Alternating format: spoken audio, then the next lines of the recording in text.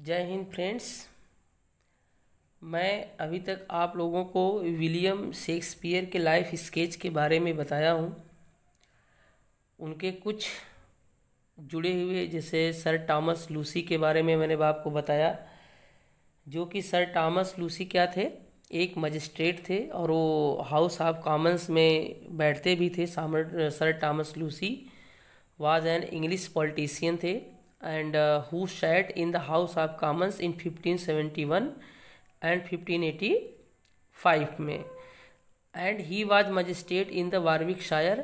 और वहाँ से जो पोचिंग का उनके ऊपर आरोप लगाया, यहाँ तक मैंने आपको अपने लेक्चर 3 तक बता दिए हैं। लेकिन आज मैं आपको बताने वाला हूँ कि London and theatrical career, it means that this topic is related to William Shakespeare से theatrical career as a dramatist and as a player या एज एन एक्टर। तो मैं आज में जो है क्या है, आपको सबसे पहले यही पढ़ाने वाला हूँ और आप लोगों से मैं उम्मीद करता हूँ कि आप लोग क्या कर रहे होंगे, स्वस्थ होंगे, कलम कापी नोटबुक लेकर के बैठा करें, जिससे क्या है कि आप इसे कुछ राइट डाउन कर सकें। चलिए हम लोग आगे चलते हैं। सबसे पहले देखिए क्या है कि 1585 टू 1582, इसका मतलब क्या है कि इस दौर में क्या हुआ, he began a successful career in London as an actor. इसका मतलब क्या है कि इसके पहले जो है क्या है कि उनको ये बताया गया है कि वो लंदन से चले गए थे, वहाँ मतलब वारविकशायर से हट गए, लंदन चले गए। ठीक है, तो वहाँ पर लंदन में उन्होंने किया क्या, एज एन एक्टर किया, writer and part owner of a playing company called the Lord Chamberlain's. ठीक है, लॉर्ड चैम्बरलिन्स के बारे में जो है क्या है कि वो वहाँ पर काम करने लगे। और इसके पहले ये भी कहा जाता था कि वो एक हार्स होल्डर का काम करते थे। हार्स होल्डर का मतलब जैसे कि जो थिएटर हुआ करता था उसमें छोटे मोटे काम किया करते थे। तो अब देखिए जो ये लॉर्ड चैम्बरलिन्स मैन है, इसकी कुछ अपनी एक हिस्ट्री है। ठीक है, अब इस लॉर्ड चैम्बरलिन मेंस में जो है क्या है कि इसको एक कंपनी थी, क्या was a company of actors or a playing company.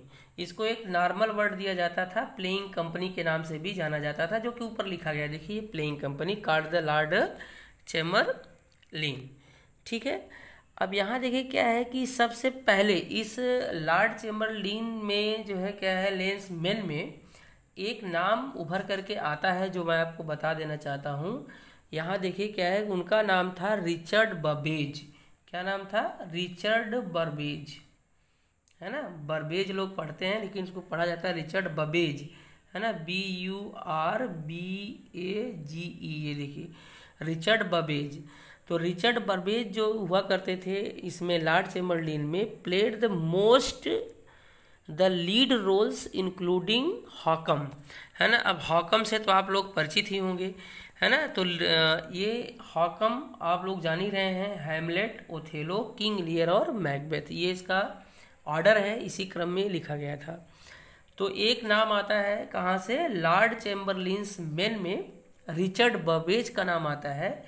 आपसे may be it may be question that Lord Chamberlain's Men या Richard Burbage is related to the theatre, नाम करके उसमें आ जाएगा ग्लोब थिएटर या Blackfriars Chamberlain's Men, none of these, है ना, कुछ इस तरह से आ जाएगा। तो इसलिए रिचर्ड बर्बेज का नाम आप लोग क्या करेंगे, याद रखेंगे, रिचर्ड बर्बेज। ठीक है, ये देखिए रिचर्ड बर्बेज हैं। और रिचर्ड बर्बेज कौन थे कि ये एक लीडिंग एक्टर थे जिन्होंने क्या किया था, हैमलेट, ओथेलो, किंग लियर और मैकबेथ पे जो है काफ़ी रोल किया था। ठीक है, ये ध्यान दीजिएगा। और सबसे बड़ी चीज़ आपको बता दें कि जो ये लॉर्ड चैम्बरलिन्स ड्रामा था, सॉरी, है ना, ये जो थिएटर था ये कब स्थापित किया गया लॉर्ड चैम्बरलिन, ये it was founded during the rain of Elizabeth first, है ना। यानी कि ये जो लॉर्ड चैम्बरलिन था ये किंग एलिजाबेथ फर्स्ट के समय में ये बनाया गया था। ठीक है, और हुआ ये कब बनाया गया था, इन 1594 में बनाया गया था, ये भी आप याद रखिएगा। 1594 में लॉर्ड चैम्बरलिन क्वीन एलिजाबेथ के द्वारा बनाया गया। ठीक है, और under the patronage of Henry carry. अब देखिए ये एक नाम उभर के आता है, है ना, अक्सर बुक में उल्लेख नहीं रहता है। अब देखिए इसमें जो लॉर्ड चैम्बरलेन के पैट्रोनेज कौन थे, है ना, ये जैसे कि पैट्रोनेज है ना, ये देखिए स्पेलिंग। तो पैट्रोनेज कौन थे, इनका नाम था हेनरी कैरी, है ना, हेनरी कैरी, यानी कि HCAREY, केयर लिख के वाई लिख दीजिए। तो हेनरी कैरी थे, और इनको हेनरी कैरी के एक नाम और दिया जाता था, फर्स्ट बैरन हंसडन। ठीक है, ध्यान दीजिएगा, हेनरी कैरी को क्या कहा जाता था, हेनरी कैरी को कहा जाता था फर्स्ट बैरन हंसडन, है ना, HUNSDON। ठीक है, ध्यान दीजिएगा। तो ये हेनरी कैरी जो हुआ करते थे, ये इसके पैट्रोनेज थे। कौन था पैट्रोनेज, हेनरी कैरी, याद रखिए, हेनरी कैरी। इनको हम क्या कहते हैं, इनको हम फर्स्ट बैरन हंसडन कहते हैं। ये देखिए, फर्स्ट बैरन हंसडन। ठीक है, अब ये patronage, what is the patronage क्या होता है ना, हमें पैट्रोनेज के बारे में भी जानना चाहिए। तो a person who gives money and support to artist, writers and musician, यानी अरे यार आश्रयदाता जिसको कहते हैं। जैसे हिस्ट्री में होता है ना कि तानसेन किसके समय में थे, है ना, तो जो ये जैसे क्या है कि ये सपोर्ट, जो आर्टिस्ट होते हैं, राइटर होते हैं, म्यूजिशियन होते हैं, उनको जो सपोर्ट करते हैं उनको हम पैट्रोनेज कहते हैं। तो क्वीन एलिजाबेथ के समय में रिचर्ड, ये जो लॉर्ड चैम्बरलेन्स मेन का अगर पहला पैट्रोनेज कोई था तो हेनरी कैरी थे। ठीक है, ध्यान दीजिएगा। इनको सेकंड क्या कहा जाता है, बैरन हंसडन के नाम से भी जाना जाता है। ठीक, इनके बाद क्या होते हैं कि ये जब एक्सपायर कर जाते हैं हेनरी कैरी, तो इनके पुत्र आते हैं जॉर्ज कैरी, है ना, उनका क्या नाम है, जॉर्ज कैरी, है ना। ये देखिएगा, थोड़ा सा इसको आप जान लीजिए, बहुत इंपॉर्टेंट फैक्टर हैं ये सब, है ना। देखिए ये जॉर्ज कैरी, इनको सेकंड बैरन हंसडन कहा जाएगा। और ये भी जो क्या थे कि लॉर्ड चैम्बरलेन्स मेन को आश्रय प्रदान किए थे। ठीक है, ध्यान दीजिएगा। और ये सबसे बड़ी चीज़ क्या है, इसका नाम थोड़ा सा इन्होंने बदल दिया था, और जिसको कह दिया था कि लॉर्ड हंसडन्स मैन, है ना। इसी चैम्बरलेन को क्या उन्होंने बदल दिया था कि लॉर्ड हंसडन, देखिए ना, ये लॉर्ड, अरे थोड़ा सा ये सही नहीं है, क्या बोलते हैं, लिखा नहीं जा रहा है वहाँ पे, है ना। इसका नाम उन्होंने क्या दे दिया, ये देखिए, लॉर्ड हंसडन्स मैन। ठीक है, यानी कि अब लॉर्ड हंसडन्स मैन कहने का मतलब क्या हुआ कि जो लॉर्ड चैम्बरलेन्स मैन में जितने भी एक्टर थे, सबको क्या नाम दे दिया गया, लॉर्ड हंसडन्स मैन दे दिया गया। लॉर्ड हंसडन्स मैन के नाम से जाना गया। किसने दिया, जॉर्ज कैरी ने दिया। अब देखिए बाद में जो क्या है कि जब व्हेन क्वीन एलिजाबेथ डाइड, है ना, तो क्या हुआ कि वो King James first ascended the throne and became the company's patron, है ना। फिर पैटर्न बने वही हुआ, आश्रयदाता बने कौन, किंग जेम्स फर्स्ट बन जाते हैं। और उस समय से लॉर्ड चैम्बरलेन्स मेन का नाम बदल करके बन जाता है किंग्समैन। क्या बन जाता है, किंग्समैन के नाम से जाना जाता है। अब किंग्समैन के नाम से जाना गया, तो इसके आश्रयदाता कौन है, इसके पैट्रन कौन है, ये हैं आपके किंग जेम्स फर्स्ट हैं। ये बहुत इंपॉर्टेंट है, इसके पैटर्नेज जो मैंने बताए हैं इसको आप याद कर लीजिएगा, बहुत बहुत इंपॉर्टेंट है, क्वेश्चन आ सकता है। आजकल कंपटीशन थोड़ा सा ज़्यादा बढ़ गया है, तो कहीं से भी क्वेश्चन पूछा जा सकता है, इसलिए सारी चीज़ों पर निगाह पैनी रखिए, कहीं से कुछ छूटने ना पाए फैक्ट। ठीक है, चलिए उसके बाद देखिए क्या है कि फिर बाद में चल करके क्या है, it had the open air globe theatre, यानी कि किंग्समैन में ही क्या था, ग्लोब थिएटर था, और globe theatre for summer season. जो ग्लोब थिएटर था ये समर सीजन में खुलता था, समर सीजन में इस पर रोल प्ले किए जाते थे, परफॉर्मेंस होते थे ड्रामा का। And the enclosed black fryers theatre in the winter, और जो ब्लैक फ्रायर्स था क्या था, वो विंटर सीजन में उसमें रोल प्ले किए जाते थे। देखिए जो थिएटर हुआ करता था उस समय इस शेप में होता था, ओवल शेप में होता था, या राउंड टेबल होता था, कुछ भी होता था। और एक तरफ से क्या था, ये क्लोज हुआ करता था, ऐसे क्लोज होता था। यहाँ से एग्जिट थी, एंट्री हुआ करती थी, फिर इधर से एग्जिट हुआ करता था, ठीक।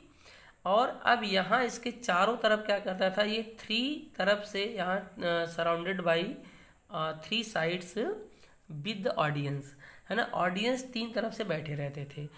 हमने आपको, मैं बताना चाहता हूँ कि जो ग्रामीण परिवेश से होंगे वो लोग जानते होंगे, जैसे क्या है कि आज के डेट में भी नौटंकी नाच होती है, जिसे हम फॉक डांस कहते हैं, यूपी में विशेषकर देखने को मिल जाता है।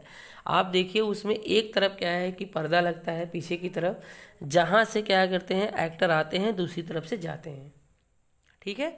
और बाकी तीन तरफ से क्या है देखने के लिए मंच पूरा खुला होता है, स्टेज खुला होता है, वही था उस तरह से। तो विंटर सीजन में क्या था, आपका ग्लोब थिएटर की परफॉर्मेंस होती थी, और उसके बाद जो है क्या है आपका, सॉरी विंटर में नहीं यार, समर सीजन में, और विंटर थिएटर में आपका ब्लैक फायर्स होता था, ठीक है। चलिए आगे बढ़ते हैं। अब यहाँ देखिए क्या है कि ये the Admiral's Men occupied the Rose Theatre, Admiral's Men, है ना। अब एडमिरल्स मेन क्या है, जैसे आपका ये चैम्बरलेंस मेन है, वैसे एडमिरल्स मेन होते थे। तो इनमें क्या था कि ये इनको रोज थिएटर मिला इन 1590s में, और फार्चून थिएटर मिला कहाँ, इन 17th सेंचुरी में। ये भी एक ड्रामा कंपनी थी कुल मिला जुला करके, ठीक है। इस चीज़ को आप लोग ध्यान दीजिएगा। चलिए हम आगे बढ़ते हैं। जैसे यहाँ देखिए सबसे बड़ी चीज़, एक बहुत बहुत महत्वपूर्ण इंपॉर्टेंट चीज़ है, ग्रूम्स ऑफ द चैम्बरलेंस। मतलब चैम्बरलेंस में जो है कि कौन कौन से लोग जो है क्या है उसमें परफॉर्मेंस किया करते थे, 9 लोगों होते थे स्पेशली। जैसे यहाँ देखिए क्या है कि लॉरेंस हैं, फ्लेचर हैं, Shakespeare, Richard Burbage, Augustine Phillips, John Heminges, Henry Condell, William Sly, Robert Armin and the Richard Cowley, ठीक है। ये ध्यान दीजिएगा। हाँ एक चीज़ मैं आपको बता देना चाहता हूँ, देखिए रिचर्ड काउले के नाम से मुझे याद आ गया, हेनरी काउले शायद मैंने आपको नाम बताया था, वो विलियम शेक्सपियर के क्रिटिक हैं। आई एम सॉरी, ऐसा नहीं है, वो गलत था, आई एम सो सॉरी, है ना। मैं बताना चाहता था एग्जैक्टली AC ब्राडले को, मैं क्या बताना चाहता था, AC ब्राडले बताना चाहता था, लेकिन वो निकल ही गया ऐसे। तो ये AC ब्राडले साहब हैं जिन्होंने क्या किया है कि शेक्सपियरियन ट्रेजेडी लिखी है, और किस पर लिखी है, हैमलेट, ओथेलो, किंग लियर और मैकबेथ पे लिखी है। थोड़ा सा महंगी बुक है, अच्छी किताब है, अगर आपको बहुत डिटेल में जाना है तो you can find out and you can read this, है ना। जानिए AC ब्राडले आप अच्छा जान सकते हैं, बट हमें UP TGT PGT के लिए इतने ही मैटर बहुत हैं, बहुत डीप में जाने से कुछ नहीं बनता है, लेकिन हाँ ये इंपॉर्टेंट है, पूछा जा सकता है। ग्रूम्स ऑफ द चैम्बरलेन में कितने सदस्य हुआ करते थे, 9 हुआ करते थे, 9 में ये हैं। देखिए 1595 में हुआ क्या, एक घटना होती है, his plays were performed only by the Lord Chamberlain's Men. His plays मतलब शेक्सपियर्स प्लेस, है ना। ये लॉर्ड चैम्बरलेन्स मेन में परफॉर्म किए जाते थे। A company owned by a group of players 9, जो कि मैंने आपको बता दिया, उसमें शेक्सपियर भी शामिल थे। That soon became the leading company in London, और यह क्या हुई कि एक लंदन की जो है क्या है एक सबसे अग्रणी, मतलब क्या है परफॉर्मेंस, ये थिएट्रिकल कंपनी हो गई, ड्रामा की कंपनी, मतलब कोई वहाँ मजदूर काम करने फैक्ट्री नहीं थी, ठीक है। अभी आप अंबेडकर नगर क्षेत्र में जाएंगे तो वहाँ भी जो है जो हम लोग जो यूपी के लोग हैं, मैं तो यूपी से हूँ, तो जो यूपी के लोग हैं वहाँ भी जो क्या नौटंकी, जो जौनपुर डिस्ट्रिक्ट में स्पेशली जो है क्या उसको नौटंकी नाच बोलते हैं, लेकिन अंबेडकर नगर डिस्ट्रिक्ट में आप जाएंगे तो उसे कंपनी बोलते हैं, आज भी वहाँ बोलते हैं, ध्यान दीजिएगा। और लंदन में क्या था, थिएटर बहुत होता था, ड्रामा बहुत होता था, एक सिविलाइज्ड कल्चर वहाँ की थी, और वहाँ के लोग क्या करते, बहुत अच्छे से अच्छे लोग उसको देखने जाते थे, ये ध्यान दीजिएगा। देखिए 1603 में क्या होता है, डेथ ऑफ क्वीन एलिजाबेथ, मर जाती हैं, जेम्स फर्स्ट आते हैं, और फिर उसके बाद उसका किंग्स मैन नाम बन जाता है, किसका, लॉर्ड चैम्बरलेन्स मैन का, ठीक है। फिर देखिए आप वही बात आया, King James first changed its name to the King's Man, यहाँ पर वही चीज़ मैंने आपको पीछे बता दी है। देखिए 1599 में क्या होता है कि a partnership of members of the company built their own theatre, है ना। मतलब कई लोग पार्टनर मिलते हैं और एक थिएटर बनाते हैं, जो कि वो थिएटर कहाँ है, south bank of the river Thames, है ना, साउथ वर्क में है, ठीक है, जो कि सेंट्रल लंदन में पड़ता है, साउथ वर्क, वहाँ पे जो है क्या है, south bank of the river Thames, यानी कि नदी थेम्स के साउथ किनारे पर साउथ वर्क नाम का एक जगह है, सेंट्रल लंदन में पड़ता है, वहाँ पर जो है क्या है एक थिएटर बना, जिस थिएटर का नाम है ग्लोब थिएटर, ठीक है। ध्यान दीजिएगा, ग्लोब थिएटर बहुत इंपॉर्टेंट थिएटर था विलियम शेक्सपियर के लिए, ठीक है, ये ध्यान दीजिएगा। और देखिए क्या है कि जब प्लेग आ गया था वहाँ पर, प्लेग ऑफ द 1603, उस समय क्या था, ये सॉर्डिच है ना, सॉर्डिच थिएटर एक था जो कि वहाँ पर परफॉर्मेंस हुआ करते थे प्लेग के दौरान। द प्लेग ऑफ मतलब during the plague of 1603 England में क्या है, द प्लेज वर परफॉर्म्ड है ना इन द सॉर्डिच थिएटर। इस चीज़ को आप लोग क्या करेंगे, याद रखेंगे, ठीक है। देखिए मित्रों, हम आपको क्या है कि अपना बेस्ट देने की पूरी कोशिश करते हैं, और यदि अगर आपको वीडियो पसंद आती है तो इसे लाइक करें, शेयर करें, सब्सक्राइब करें, ऑल पर ज़रूर दबाएं ताकि सारे नोटिफिकेशन आपको मिलते रहें। और क्या है कि थंब दें, लाइक करें। इससे क्या होता है कि हमको थोड़ा सा एनर्जी मिलेगी और मैं आप लोगों को अपना अच्छा और कोशिश करता रहूँगा। ये क्या है कि 1608 में होता क्या है, सॉरी है ना, 1608 में क्या होता है कि the partnership also took over the black fryers indoor theatre, है ना। अब ब्लैक फायर्स इंडोर थिएटर पे जो है क्या है कि काफ़ी लंबा एक नोट अगर बनाना जाए अलग से तो बनेगा, लेकिन आप पहले अभी के लिए इतना जानिए कि 1608 में क्या है कि ब्लैक फ्रायर्स इंडोर थिएटर बनता है, ठीक है। अब यहाँ देखिए क्या है, ये ब्लैक फ्रायर्स इंडोर थिएटर क्या था, ये was the name given to two separate theatres, ठीक है। ये ब्लैक फ्रायर्स इंडोर थिएटर था, इसमें दो अलग अलग सेपरेट थिएटर हुआ करते थे, ठीक है। टू सेपरेट थिएटर थे।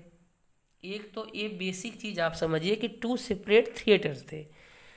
अब क्या है कि the former black fryers dominions priori in the city of London during the Renaissance period में, यानी कि जो पहला जो था इसमें से जो पहला नाम है मैं आपको बता देना चाहता हूँ, वो नाम क्या है आपका, याद रखें कि ब्लैक फ्रायर्स डोमिनिकन प्रायरी, है ना, ध्यान दीजिएगा क्या नाम है, ये देखिए ब्लैक फ्रायर्स, है ना, ब्लैक फ्रायर्स ऊपर लिखा गया है, फिर है यहाँ पर डोमिनिकन, है ना, देखिए ये डोमिनिकन प्रायरी, है ना, PRIORY, ठीक है। ये प्रायरी क्या होता है, तो प्रायरी कोई बहुत बड़ी चीज़ नहीं है। प्रायरी होता यह है कि a priory is a monastery of men or women under religious vows that is headed by a prior or the prioress. कुल मिला जुला के यार ये एक घर होता है, प्रायरी एक मोनेस्ट्री होती है, बिल्डिंग होती है या कॉम्प्लेक्स बिल्डिंग होती है जहाँ पे नन, फादर, चर्च के पदाधिकारी रहते हैं, उसी को प्रायरी कहते हैं, ठीक है, ध्यान दीजिएगा। और ये पहला जो था आपका क्या था भैया, ये ब्लैक फ्रायर्स डोमिनिकन प्रायरी थी, ठीक है। एक कहाँ के नाम थे, मैंने आपको बताया कि ब्लैक फ्रायर्स इंडोर थिएटर में टू सेपरेट थिएटर थे, जो उससे पहला यही था। डोमिनिकन का मतलब क्या होता है, इसका मतलब है ऑर्डर ऑफ द प्रीचर्स थे। जैसे ऑर्डर ऑफ प्रीचर में जैसे पहले फ्रायर्स आएगा, फिर नन आएंगे, फिर सिस्टर्स आएंगी, है ना, फिर इस तरह से तमाम आएंगे, तो वो चीज़ होता था, ठीक है। चलिए, एक तो सबसे बड़ी चीज़ क्या है, जैसे जो पहला थिएटर था ये कब शुरू हुआ था, इसका जो स्थान था ये था the Children of the Chapel Royal. क्या था, Children of the Chapel Royal. मुझे लग रहा है कि मैं ज़्यादा डीप में जा रहा हूँ, लेकिन आप लोग थोड़ा थोड़ा जान जाएंगे, सही रहेगा। Children of the Chapel Royal, है ना, ध्यान दीजिएगा। ये क्या था, यहाँ देखिए क्या है, ये Children of the Chapel Royal, ठीक है। ये Children of the Chapel Royal क्या था, ये जो पहला था, ये यहाँ पे चाइल्ड क्वायर्स हुआ कर, चाइल्ड एक्टर थे जो associated with the Queen's Chapel choirs, और ये कब तक होता था, 1576 टू 1584, ठीक है। ये 1576 टू 1584 तक जो है क्या है ये चला। 1576 से क्या होता था, 1584 तक था, ठीक है। तो उसका क्या नाम था, मैंने अभी लिखा है, Children of the Chapel Royal, ठीक।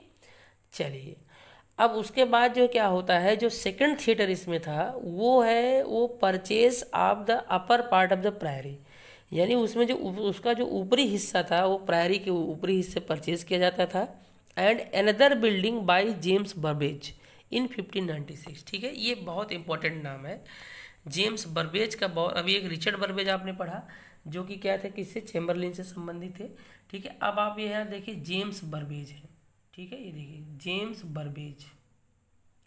जेम्स बर्बेज जो थे, क्या है कि ये 1596 में, है ना, 1596 में क्या करते हैं, ये ब्लैक इंडोर थिएटर के हिस्सेदारी को खरीद लेते हैं और फिर वहाँ क्या करते हैं वो ये पार्लियामेंट चैम्बर वहाँ बना देते हैं, जहाँ से क्या है कि फिर वहाँ पर प्ले हाउस बन जाता है और वो फाइनली वहाँ पे ड्रामा प्ले किया जाता है और खेला जाता है। ठीक है, चलिए आगे बढ़ते हुए देखते हैं ग्लोब थिएटर क्या होता है। उसमें ये 1599 में बनता है, लेकिन ये 1598 भी डेट कहीं कहीं आ जाती है। एक एडवर्ड अल्बर्ट हिस्ट्री की किताब लिखे हुए हैं, हिस्ट्री ऑफ लिटरेचर, उसमें 1598 है और वो बताते हैं कि ये क्या है कि डिस्ट्रॉयड बाई ऑन 29 जून 1613 में।